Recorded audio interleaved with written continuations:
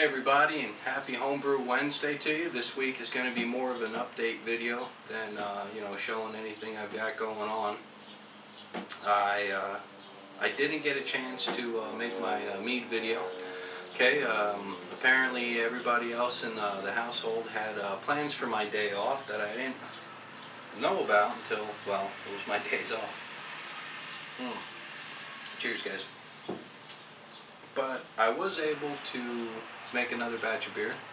Okay. This time I used 6 pounds of extra light dry malt extract.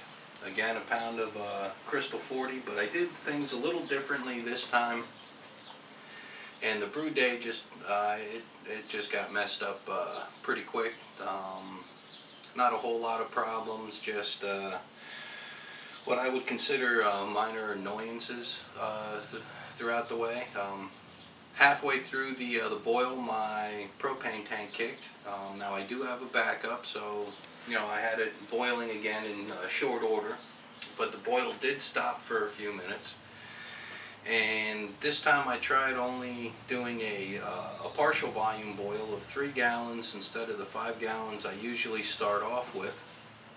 And I didn't check the recipe calculator on Brewer's Friend. Okay, now this beer is 42 IBUs, and that's pretty much just the way I like them. But I found out that it doesn't matter how much sugar is in your wort. If you reduce the volume that you're boiling, well, you reduce the IBUs that you get with a set amount of hops. This one has 20 grams of nugget hops in it at 60 minutes. So I put 20 grams of nugget hops in at 60 minutes of the boil during the brew yesterday, and halfway through I decided, just for shits and giggles, to check out the recipe, and the bitterness was like way off of my target range. Okay, I think it was going to come out at like 27 IBUs or something ridiculously low like that. So I had to improvise at the last minute, and the way I improvised was after at 5 minutes left in the boil, I added 2 ounces of Fuggle hops, since I used all of my Autumn hops in this brew, and the IBUs were still off. So I decided to do a 15-minute hop stand, which brought the IBUs up to like 43 point something or other, and I was happy with that. But this morning, when I went to pitch the yeast, since I do no-chill brewing, guys, I was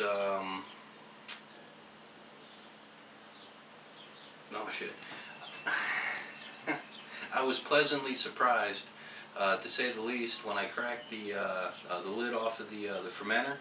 All right, the hop aroma that was coming out of that bucket was almost staggering. I mean, it was like I had just, cracked open a fresh 5-gallon pail of Fuggle hops. Never had that happen before in a beer, but I am hoping that that aroma carries over to the finished product. Okay, and if it does, I could use hop stands as kind of like an alternative to dry hopping. Alright, you all know I'm not a big fan of dry hopping because, well, like everything else, hops cost money, and if I can make a beer with 2 or 3 ounces of hops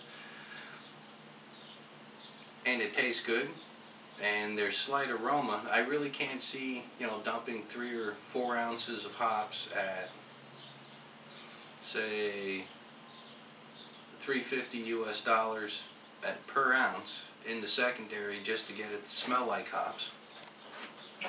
Okay, the means just doesn't justify the ends for me.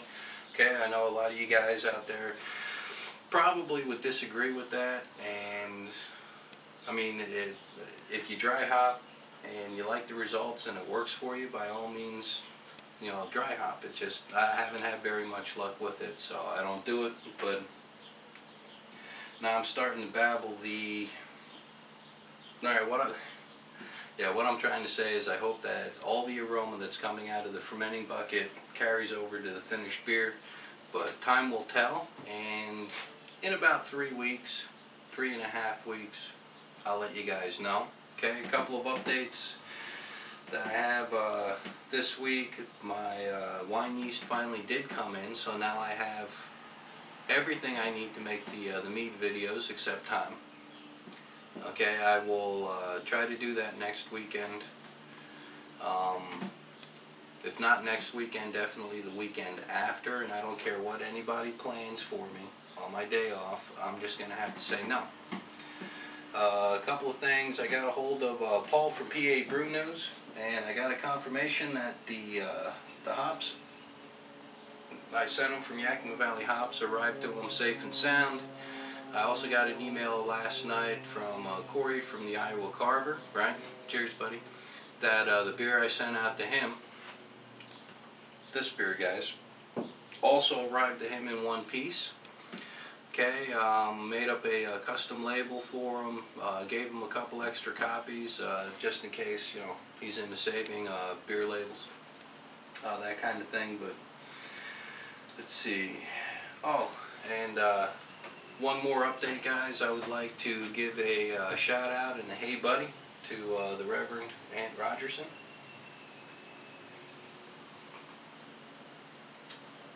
For adopting my yeasting methods. I know I have a video out on it, and I mean, I can't stress enough the potential cost savings of the technique and just how ridiculously easy it is. Okay, and I mean, really, I would like you all to try it. You don't have to go, you know, all hog wild and, you know, have half a dozen vials or jars of the stuff in your refrigerator like I do. You can start off nice and simple. You get some yeast, you make a starter. When the starter's done, you pour a little bit into a jar. Doesn't matter what the jar is, you know, old baby food jar, you know, pint mason jar, whatever you have on hand. You pitch the rest of the yeast. Alright, you put that little bit you saved in your refrigerator, and next time you want to make beer, you pull it out, you use that to make another starter. I started doing this last August, and I tried it with US-05 dry yeast. Okay, now I know you're not supposed to make a starter out of dry yeast, but honestly, guys, as an experiment, I wasn't going to spend the money on liquid yeast if it wasn't going to work. So I tried it with US-05. I got great results with it. This year I'm using, well, the closest equivalent would be Y-Yeast 1056, and I didn't even buy it.